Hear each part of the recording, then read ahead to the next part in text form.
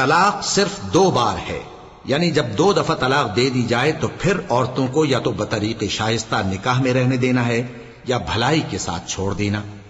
اور یہ جائز نہیں کہ جو مہر تم ان کو دے چکے ہو اس میں سے کچھ واپس لے لو.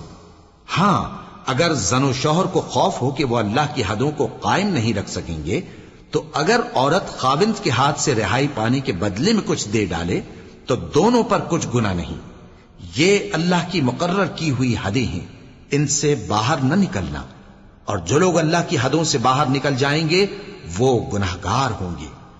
پھر اگر شوہر 2 طلاقوں کے بعد تیسری طلاق عورت کو دے دے تو اس کے بعد جب تک عورت کسی دوسرے شخص سے نکاح نہ کر لے اس پہلے شوہر پر حلال نہ ہوگی. ہاں اگر دوسرا خاوند بھی طلاق دے دے اور عورت اور پہلا خاوند پھر ایک دوسرے کی طرف رجوع کر لیں تو ان پر کچھ گناہ نہیں، بشرطے کہ دونوں یقین کریں کہ اللہ کی حدوں کو قائم رکھ سکیں گے.